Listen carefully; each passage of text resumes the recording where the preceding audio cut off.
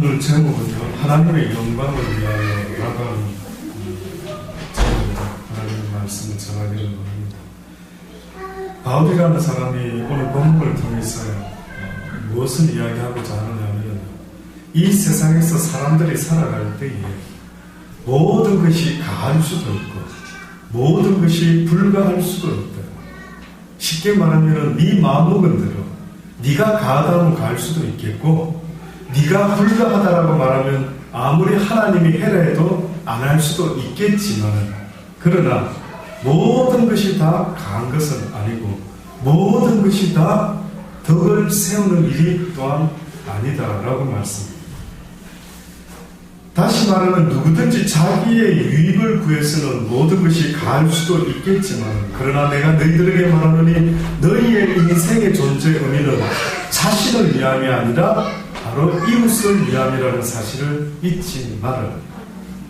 참 다르지. 세상의 논리는 너를 위해서 살아라 그래. 네가 최고다. 네가 최고되어야 된다. 세상의 논리는 지극히 너를 위해서 살아라고 이야기하는데, 우리가 믿고 섬기고 오늘도 찬양했던 것처럼 나의 주, 모든 세상의 주가 되시는 내 주님은 뜻밖에도 이 땅에서 우리의 삶에 대해서 말씀하시는 것은 너를 위해서 살지 말고 하나님과 내 이웃을 위하여 살아라 라고 말씀합니다. 여러분, 사랑이라는 건 무슨 의미가 있을까요? 우리가 사랑 이야기를 하려고 하면은 무엇이 전제되어야 되는 줄 아십니까?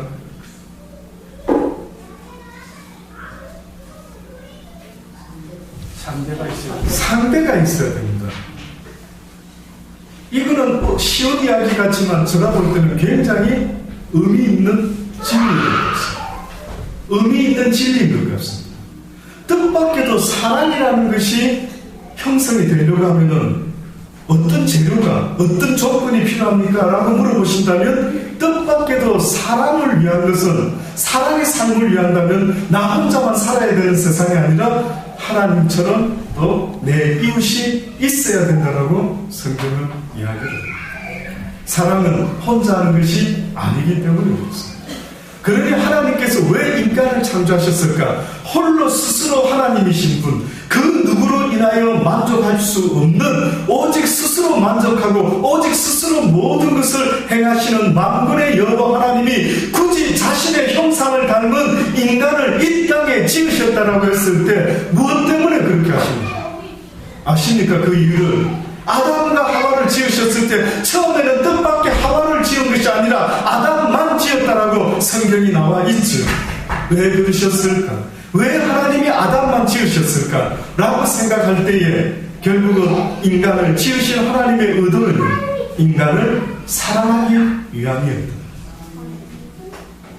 나도 사랑 좀 하자. 누군가를, 나의 형상을 닮은 아담아, 내가 너를 사랑하노라. 너도 나를 사랑했으면 좋겠다. 나도 너 하나만으로 만족하니 너도 나 하나만으로 만족했으면 좋겠다라고 하는 그 마음으로, 어떻게 보면 처음에 하나님께서 인간을 지으셨는데 뜻밖에도 창세기가 보면은요, 둘로 나누어져 있습니다.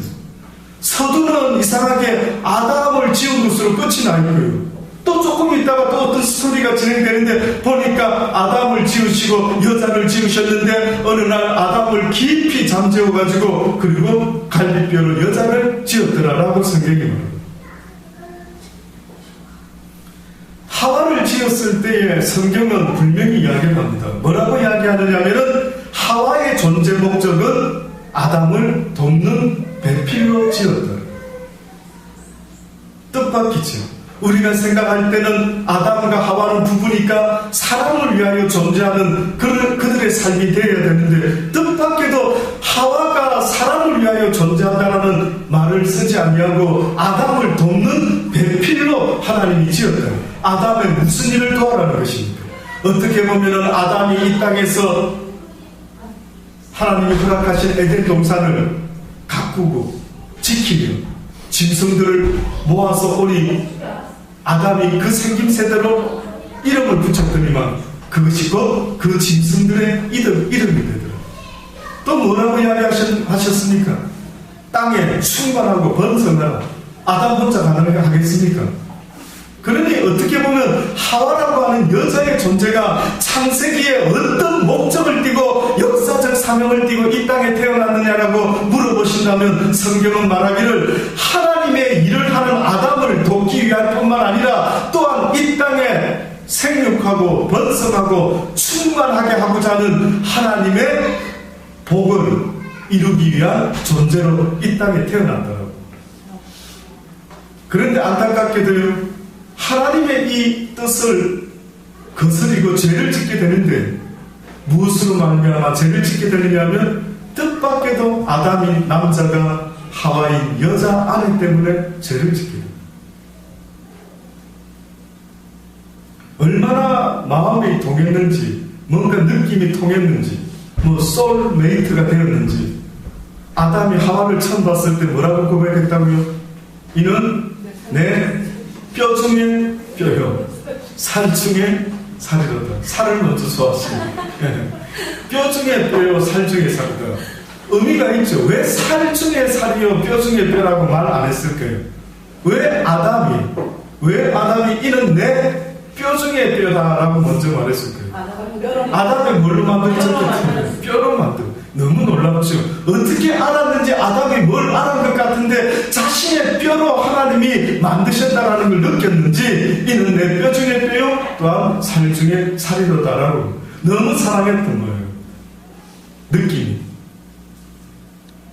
안타깝게도 너무 사랑한 그 이유가 하나님이 따먹지 말라고 한 선악과조차도 따먹을 수 있도록 만드는 놀라운 어떤 힘이 있었다면 아담의 육적인 사랑 때문이었다.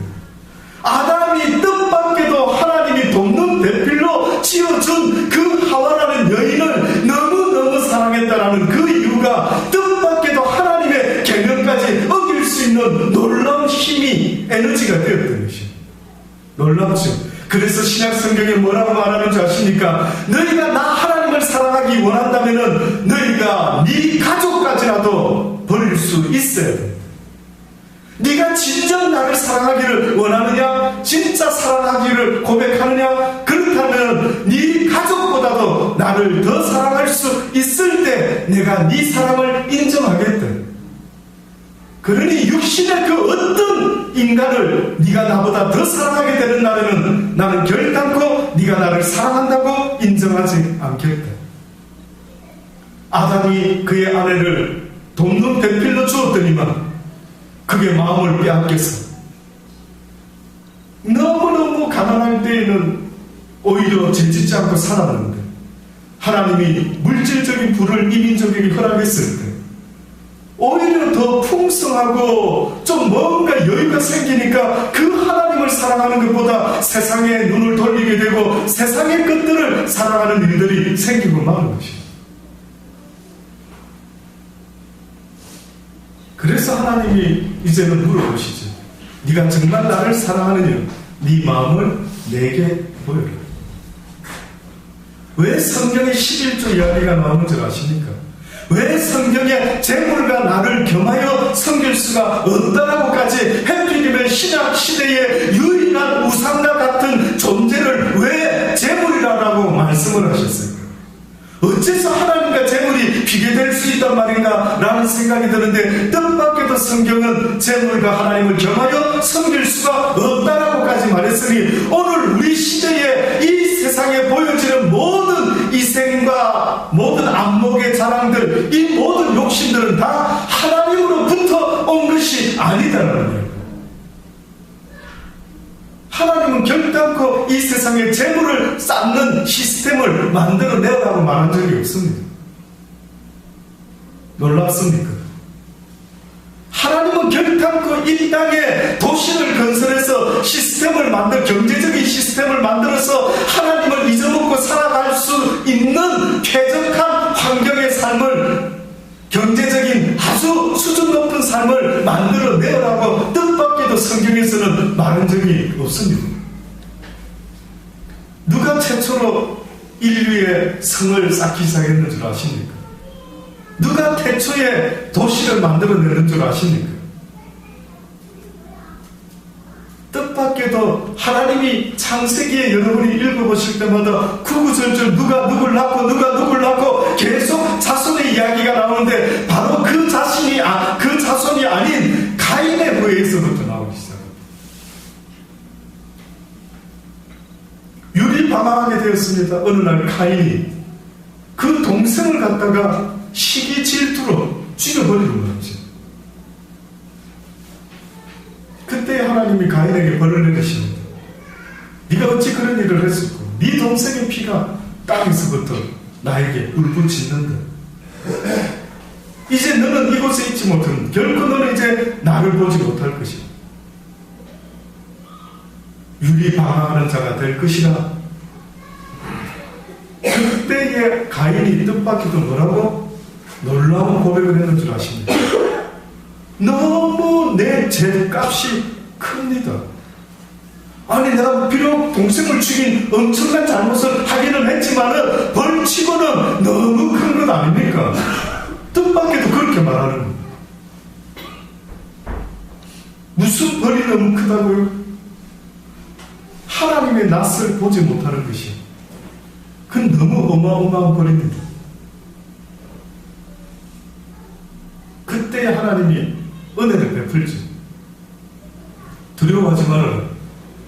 너를 만약에 누가 해하는 자가 있으면 그 대가를 7배나 당할 것이니 걱정하지 마라 라고 그에게 아주 식물 마크를 허락합니다. 그럼 마음껏 편안하게 살았어야 되는데 왜 그의 자손들이 어느 날 갑자기 도시를 건설했습니다.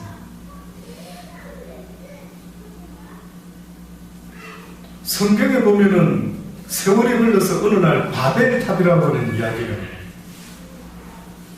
바벨탑의 이야기가 무슨 의미가 있느냐면 어느 날 사람들이 엄청난 성을 쌓는데, 또다시 말하면 엄청난 어떠한 자기들을 위한 거대한 뭔가 하나님을 방불케 할 만한, 하나님을 대신할 만한, 의지할 만한, 안전할 만한 추위와 어려움과 힘듦과 모든 것으로부터 나를 지켜줄 수 있을 것 같은 어떤 안전한 것을 세우기를 원했는데 뜻밖의 어느 시대에 바벨이라는 탑을 쌓기 시작한 것입니다. 그러면서 그들이 뭐라고 말했는지 아십니까? 우리가 손에 손을 잡고 바벨탑을 쌓는데 이제는 이 탑을 쌓아놓고 흩어짐을 면하자. 흩어져 살지 말고 어쩔 수 없이 그저 하나님만 바라보고 그저 그분이 이끄는 대로 그냥 정처 없이 갈 바도 알지 못하고 사는 이런 식 삶 말고 확연하게 미래가 보이는 듯한 그런 안전된 삶을 살아야 되지 않겠는가, 어떤 생각을 했는지 모릅니다. 그러나 그들이 흩어짐을 면하자고 하늘 끝까지 닿는 대를 한번 쌓아보자. 무슨 의미입니까?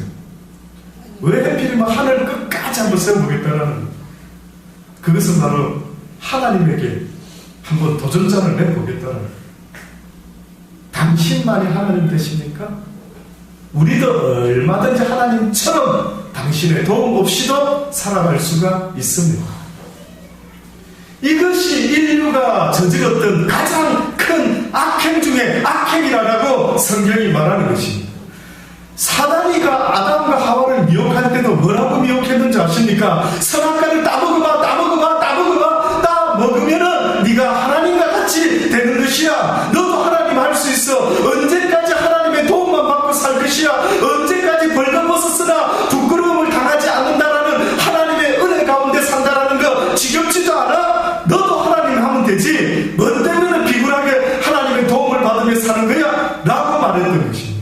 그래서 그런지 성경에는 사람들이 벌거벗었으나 그들이 부끄러워하지 아니했더라. 원래 벌거벗었던 것이 부끄러웠어야만 되는데 부끄러웠지 않다라는 것. 무엇 때문에? 하나님의 도우심과 하나님의 은총이 그들과 함께 머물러 있었기 때문에 비록 그들의 연약함은 오히려 하나님의 도움을 받을 수 있는 은혜가 될 수가 있었던 것입니다. 그러니 사도 바울이 뭐라고 목매어 외쳤던 줄 아십니까? 내가 오히려 나의 약함을 자랑하노라. 내가 비록 세 번째 하늘에 이끌려가서 가히 이루지 못한 놀라운 것을 듣고 없는 엄청난 영적인 비밀, 내가 어마어마하게 대단한 사람인 것을 얼마든지 나타낼 만할 수 있는 놀라운 경험을 했는데, 그러나 나는 너희들에게 말하노니 나의 강함을 말하는 것이 아니라 오히려 나는 나의 약함을 말하노라. 나는 약하다. 나는 하나님의 도움 없이는 살아갈 수 없는 연약한 존재라고 그렇게 고백을 한 것입니다. 그래서 나의 약할 때에 오히려 강함 되시는 나의 하나님, 내가 약할 때 비로소 하나님은 나에게 강하신 하나님이 되십니다라고 그렇게 고백을 했던 것입니다. 그래서 인정해라는 것입니다. 그래서 이제 나 없이는 안 된다고 제발 좀 인정 좀 해라. 고집 피우지 말고, 나 만군의 여호와 없이 네가 살아보니 어떻더냐? 네가 발을 편히 뻗고 살아갈 수 있을 것 같았더냐? 네가 나 하나님을 대신하여 물질도 모아보고 먹을 것 입을 것 잠자는 집도 사랑하는 사람들도 많이 있겠지만은, 그래 그들을 통해서 네 영혼이 만족을 얻을 수가 있더냐라고 지금도 주님은 물어보시는 거예요. 어리석도다 어리석도다 인생들아, 내가 분명히 성경을 통하여 너희에게 진리를 말해주었는데 어찌하여 너희가 나의 말을 듣지 못하는고? 귀는 있어도 듣지 못하고 눈은 있어도 볼 것을 보지 못하고 있으니 너희가 오히려 눈물고 기부었다 한다면 복되도다. 그러나 너희가 듣고 본다라고 하면서도 어찌하여 너희가 하나님의 말씀을 깨닫지 못하느냐? 여기 있는 여러분만 바뀌기를 저는 소원합니다. 다른 사람은 제가 만난 일이 없기 때문에 여기 있는 여러분들만이 주의 12 제자와 같이 하나님 앞에 온전히 믿음으로 진리로 말씀으로 순종할 수 있는 그런 복된 사람이 될 수만 있다면 아마 이 세상은 여러분 때문에 바뀔 것이에요. 왠 줄 아십니까? 여러분 속에 하나님의 영이 한 분씩 있다고 상상을 하는 것입니다. 능치 못할 일이 있겠습니까?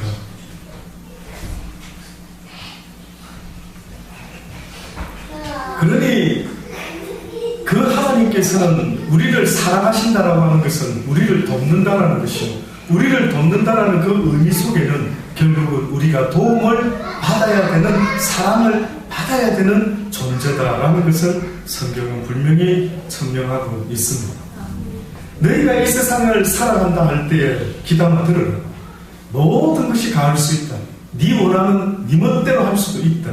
그러나 분명한 사실은 모든 것이 다 덕을 세우는 것이 아니다. 특히 자기의 유익을 위하여 살아가는 자들 결단코 잊지 말아라. 너희들의 삶이 평안할 수가 없을 것이다. 안 된답니다. 양로원에서 어떤 실험을 했는데, 할머니들이 양로원에 있으면 여러분 생각할 때 무슨 생각 할아버지 할머니들이 하실까? 안 있어봐서 잘 모르시겠죠. 한번 상상만 한번 해보십시오. 하루 종일 자식이 오면은 늘 기다립니다. 자식이 오기를. 예. 또 혹은 전화 연락을 받기를. 예, 늘 기다리죠. 또 어떻게 보면 죽음을 기다리는 듯한 느낌.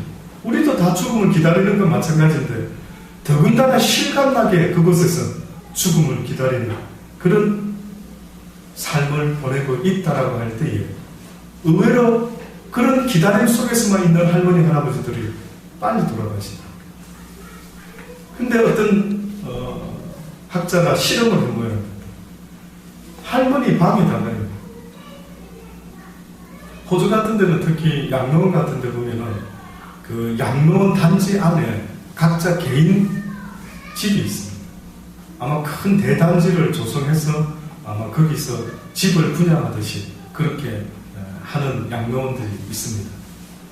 그러면 할머니들이 이제 혼자서는 안 되고 누군가가 간호원이나 어떤 사람의 도움이 필요하기 때문에 그 단지 내로 이주해서 이제 생활을 합니다. 그런데 이제 힘이 없고 연약한 할머니들, 집이 있어도 그냥 집안에 가 있다가 간호원의 방문을 받기도 하죠. 근데 간호원이 이렇게 다니면서 이제 다 이렇게 확인을 해봅니다. 근데 이상한 증상이 있어요. 이상한 현상이.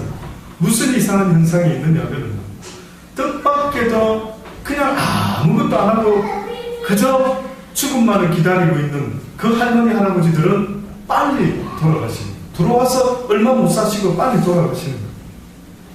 그런데 뜻밖의 텃밭도 가꾸시고 화분도 가꾸시고 뭔가를 이렇게 하고 있는 할머니 할아버지들은 이상하게 더 건강해지는 그런 모습을 본다는 거죠. 기분 좋으신 모양이 할머니 요즘 잘 지냈어요? 잘 지냈지?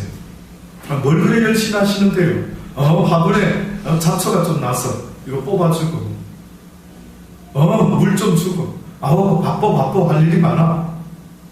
뜻밖의 이 할머니가요, 내가 죽으면 안 된다라고 하는, 다시 말해 내 도움이 필요로 하는 것, 내 사랑이 필요로 하는 것이 있다라고 생각을 하니까요, 오히려 사람을 기다리고 앉아 있을 때는 그 시간이 천년 같은 시간이 느껴지는데, 뜻밖에도 내가 누군가를 사랑해, 그는 내 도움 없이는 안 될 것이야 라고 믿어 의심치 않는 마음으로 그 사랑의 마음을 갖고 살아가는 그 할머니 할아버지들은 뜻밖에도 건강하게 하나님이 부르는 그날까지 열심히 땀 흘리며 살아가는 모습을 보고 깜짝 놀랐다는 거예요.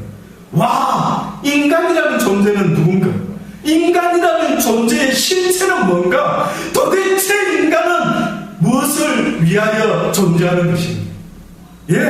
인간이라는 존재는 나를 위하여 존재하는 게 아니에요. 이 세상의 모든 자연 상나만상을 보면은 너무나 신기한 자연의 법칙이 뭔 줄 아십니까? 모든 피조물은 자기를 위하여 스스로 존재하는 자가 아무도 없다는 사실입니다. 모든 것은 다른 것을 위하여 존재합니다. 어느 짐승은 어느 짐승 때문에, 어느 짐승은 어느 짐승 때문에 먹이 사슬이 얽히고 얽혀있는 모든 자연의 세상을 보면 뜻밖에도 모든 존재는 그 목적이 각각 있다라고 분명히 사람들은 말하지 않습니까?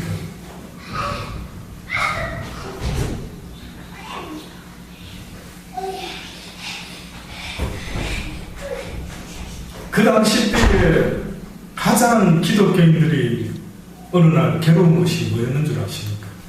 하나님을 모를 때는 몰랐는데 알고 보니까, 이 고린도 교회 사람들이 알고 보니까 하나님을 배우고 나니까 그러면 이거 전부 다 우리가 이제까지 음식을 갖다가 장사하는 사람들이 이방신에게 바쳤다가 들고 나오는 것도 있고, 때로는 그 당시 때 신이 황제였기 때문에 그 황제를 섬기는 제사장들에게 제물을 늘 드리지 않습니까? 그럼 그 수많은 제물을 갖다가 이 제사장이 그 당시 때에 자기 먹을 거 잘라내고 나머지는 다 시장에다 대파는 것입니다.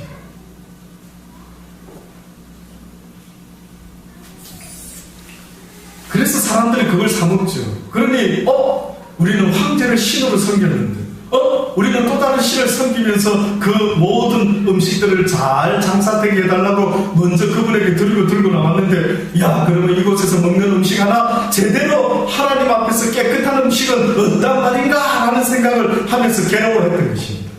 그때에 바울이 이런 이야기를 지금 하고 있는 것입니다. 불신자 중에 누가 너희를 청하면 너희가 가고자 하거든 너희 앞에 무엇이든지 그들이 모르고 차려놓은 것이 있으면은 이거 아닌데 이러지 말고 네 양심을 위하여 또 그들의 양심을 위하여 묻지 말고 먹으라. 누가 너희에게 이것이 재물이라 라고 말하거든 알게 한 자와 및 양심을 위하여 먹지 말라. 알게 한 자 때문에 그렇습니다. 그가 그런 말을 했기 때문에 그 양심을 위해서, 내가 말한 양심은 너희의 것이 아니요 남의 것이니 어찌하여 내 자유가 남의 양심으로 말미암아 판단을 받겠느냐. 너희의 자유함이 남의 양심보다 못하지는 않지만 그러나 그 양심 때문에 네 자유가 그에게 올무가 되어서는 안 된대. 그 침돌이 되어서는 안 된대. 내가 만약 감사함으로 참여하면 어찌하여 내가 감사하다는 것에 대하여 비방을 받으려. 그런즉 너희가 먹든지 마시든지 무엇을 하든지 다 하나님의 영광을 위하여 하라. 무엇을 하더라도 나는 얼마든지 먹을 수 있지만 나를 위해서는 뭐든지 내가 가할 수 있지만은, 그러나 하나님을 위해서라면, 하나님의 영광을 위해서라면 어떻게 하라고요? 결단코 평생 동안 내 좋아하는 음식이라 할지라도 누군가의 양심에 걸림돌이 될 수 있는 소지가 있다면은, 그 한 연약한 영혼을 위해서, 하나님께 인도하고자 하는 그 연약한 영혼을 위해서라면 내가 그 앞에서 무슨 일이든 하겠다. 그를 죽게만 인도할 수 있고 그를 구원시킬 수만 있다면, 유대인이나 헬라인에게나 하나님의 교회나 거치는 자가 되지 말고 나와 같이 모든 일에 모든 사람을 기쁘게 하여 나의 유익을 굳이 아니하고 많은 사람의 유익을 구하여 저희로 구원을 얻게 하는, 저희로 구원을 얻게 하는. 17세기에 있었던 이야기입니다. 17세기 역사를 좀 아는 분들은 아시겠죠. 런던 대화재라는 것이 있었답니다. 유명한 세인트 폴 대성당이라는 그 성당이 불에 타 없어지고 말았습니다. 그래서 다시 그 대성당을 재건하기 위해서 설계를 맡았던 크리스토퍼 렌이라는 이름을 가진 아마 설계사가 있었던 모양입니다. 그 설계사가 이제 어느 날은 그 설계를 위한 이제 자재들을 체크하고 있는데, 아마 채석장에 가서 돌을 시키는 대로 잘 깎고 있는지 어떤지 여러 가지 이제 확인하러 갔던 모양이죠. 근데 보니 채석장의 인부들이 돌을 막 열심히 깎고 있습니다. 근데 한 사람에게 그가 가서 슬쩍 물어봅니다. 뭐하고 계십니까? 물어봤다. 그랬더니만 그 인부가 짜증나는 그런 아주 퉁명스러운 목소리로, 보면 모르요, 돌 다듬고 있지 않나? 하고 그렇게 아주 투명하게 이야기를 합니다. 또 그 옆에 있는 다른 사람에게 물어봅니다. 또 물어봤더니만, 목구멍이 포도청이라 먹고 살아야 되니 이놈의 짓을 하고 있는 거 아니가? 이러면서 또 같은 돌을 깎고는 있지만 각기 나름대로의 불평감, 불만 속에서. 그래서 세 번째 어떤 또 인부에게 똑같은 질문을 했더니만, 뜻밖에도 그 사람이 무엇을 말하느냐면, 저는요 하나님의 성전을 짓고 있습니다 라고 말하면서, 사실 저는 감옥에 있다가 나온 사람인데, 아마 이 사람이 감옥에 있을 때에 하나님에 대해서 뭔가 느낌이 있었던 거예요. 깨달음이 있었던 거예요. 그래서 그랬는지 그 사람이 감옥에 있다 나왔음에도 불구하고 그는 오히려 어떤 일을 하는 데 있어서 이제 모든 포커스가 하나님께 맞춰지기 시작했던 것이에요. 그전에는 하나님을 모를 때는 죄를 밥 먹듯 지었지만, 그러나 이제는 내가 무슨 일을 하든지 모든 것이 다 하나님의 영광을 위하여 하리라 하는 깨달음이 있었던 것 같습니다. 그렇지 않겠어요? 똑같은 인분데도 그가 하는 말은, 나는 하나님의 성전을 짓고 있습니다. 그렇습니까? 무슨 일을 하든지 간에 그 하는 일 자체가 내 목적이 되어서는 안 됩니다. 그 일을 통하여 내가 어찌하면 하나님의 영광을 나타낼 수가 있습니다. 그 일 자체가 목적이 되어서는 안 됩니다. 그 일을 통하여 목적은 하나님의 영광을 어떻게 하면 나타낼까? 어떻게 하면 오늘도 내가 하루 동안 만나는 모든 사람들에게 하나님의 사랑의 향기를 나타낼 수 있을까?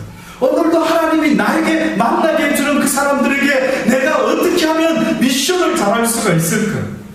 저는 주일 또 예배 시간 외에는 사실은 사람 만나는 게 거의 없습니다. 상살 없는 원룸에 갇혀서 살고 있습니다.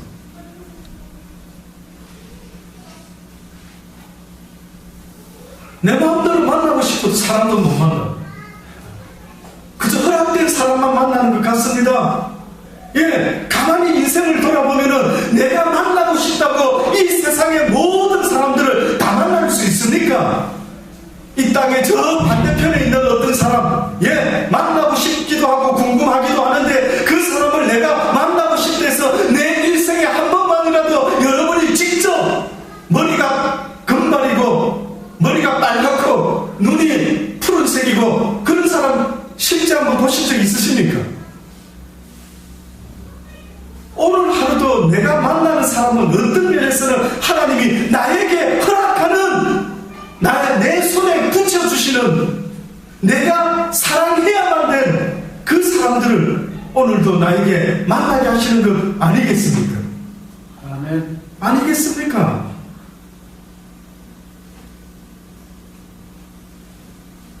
그러니 오늘도 나에게 붙이시는 그 사람들, 오늘도 내가 어쩌다 스쳐 지나가다가 혹은 내가 버스 기사를 만나게 될지 은행의 어떤 아가씨를 만나게 될지 누구를 만나게 될지 모르지만 오늘도 나를 통하여 야 저 손님은 잊혀지지가 않을 것 같은데 잠깐 봤는데 그 다음에 왔을 때 수많은 손님 가운데 나를 잊어먹지 않는다는 거지.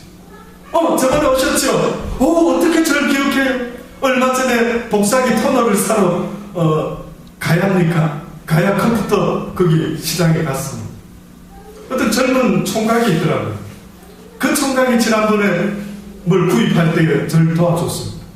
주보를 한 장 주면서 줬는가요 그때? 어쨌든 내가 어디 사는지 청년 시간 나면 우리 교회 한번 오면 좋겠다고 그렇게 제가 한번 전도를 한 적이 있죠. 예, 시간 나면 가겠습니다. 오지는 않았지만 그 청년이 요번에 갔더니만 근 1년 됐죠. 거의 가까이 1년.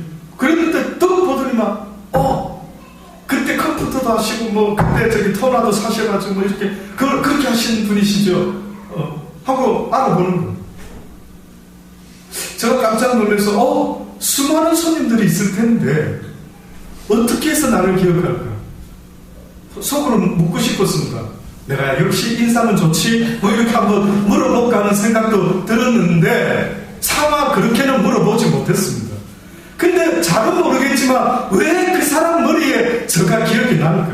어떻게 보면 그래서 저는요 개인적으로 어느 때부터는 그렇게 하고 있습니다. 할 수만 있다면 저도 성질 있고 할 수만 있다면 저도 어떻게 할 수도 있는데 할 수만 있다면 나를 통해서 하나님의 그리스도의 사랑의 향기가 오늘도 내가 만나는 모든 사람들에게 좀 더 나타났으면 좋겠다라고 하는 그런 간절한 마음으로 남보다 좀 더 오버해서라도 사랑의 표현을 하려고 애를 쓰는 것이 저의 미션입니다. 설교하는 것도 물론 제가 잘해야 되는 거죠. 설교도 멋들어지게 해서 여러분의 마음을 감동시켜 줄 수만 있다면 더없이 저도 보람이 되겠습니다. 그러나 주님이 말씀대로 네가 가리키면서 행하지 않냐면 아무 소용이 없지 않느냐. 예, 맞습니다. 그래서 저도 여러분 앞에서는 설교할 때 이 시간만큼은 복음을 전하는 도구가 되지만 저도 하나님 앞에서 주의 제자의 삶을 말씀을 배웠으니 깨달았으니 누구보다 많이 알았다고 한다면 주어진 그 말씀을 붙잡고 너도 그렇게 살아라. 네가 배운 그 성경의 말씀대로 1.1핵이라도 빠뜨리지 말고 네가 먼저 그렇게 살아라. 저는 얼마나 더 괴롭겠습니까? 여러분보다 더 하나님 말씀대로 살아보려고 얼마나 저는 신경을 더 많이 쓰겠습니까?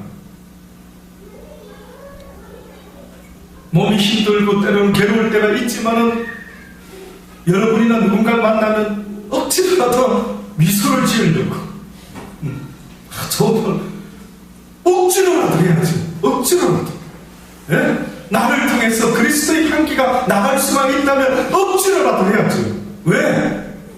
백화점에 이마트에 가보니까 거기 종업원들 얼마나 친절한지 대부분 거의 경림아 왜 친절할까?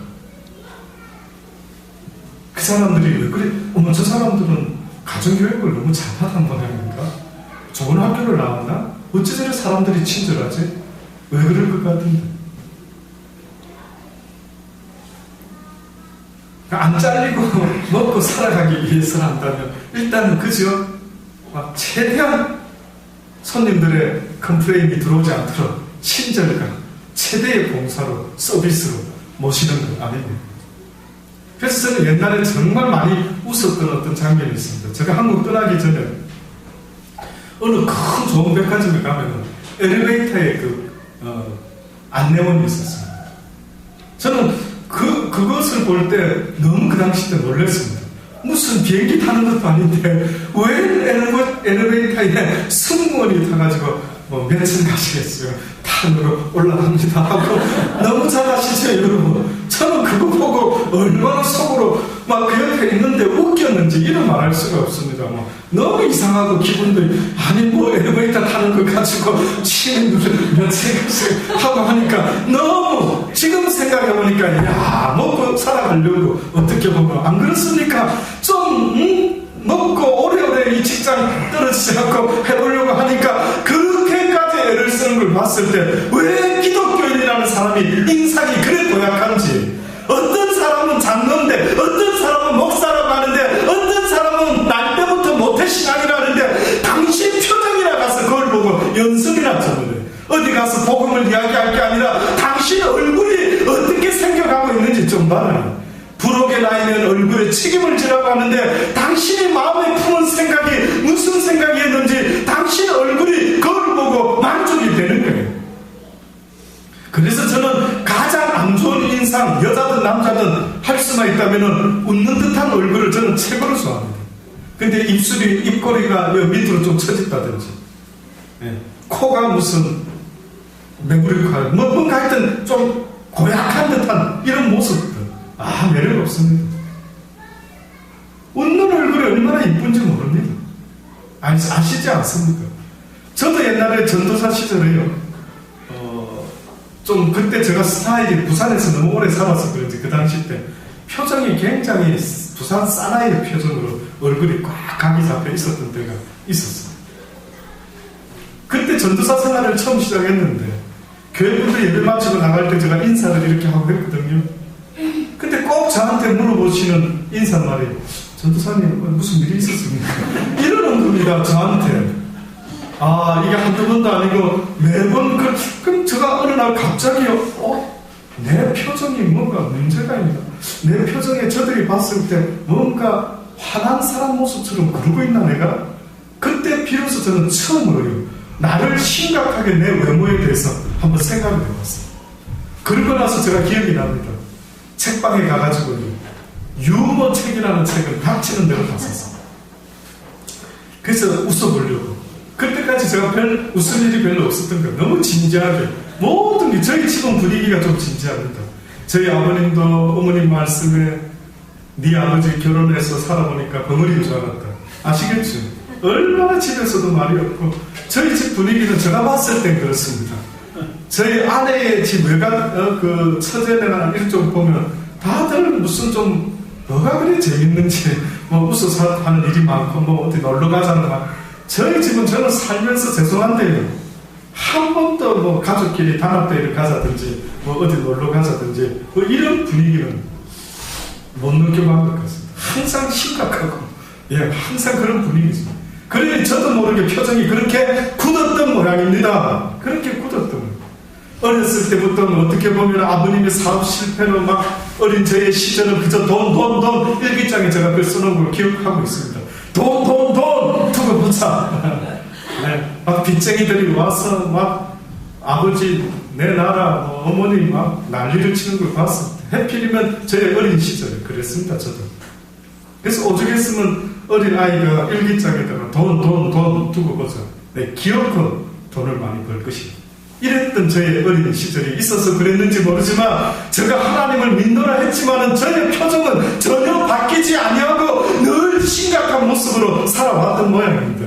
그래서 교회 사람들이 이상하게 전도사 시절에 저만 보면 무슨 일이냐 물어봤을 때 그 이후로부터 저는 부지런히 애를 썼죠. 그렇다 전도사가 인상이 이렇게 안 좋았어야 되겠는가 생각해가지고 어떻게 하면은 우스개 이야기도 좀 하고 어떻게 하면은 좀 웃는 듯한 마음을 표현을 해볼까 애를 썼던 적도 있었습니다. 그렇습니다.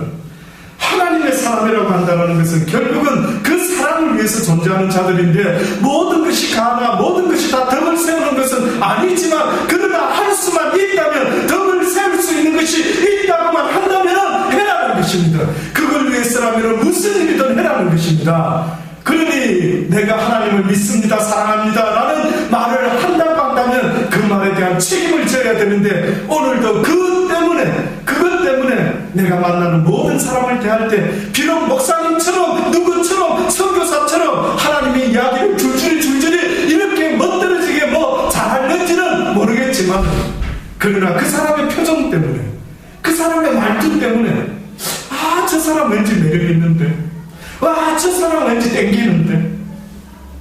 왜 그런 걸 정말 중요하다고 못 느끼십니까? 저는 여기 구포 3동 저 주변에 보니까 슈퍼마켓이 많이 있더라고요. 마트가 많이 있죠. 여러분은 뭘 보고 선택합니까?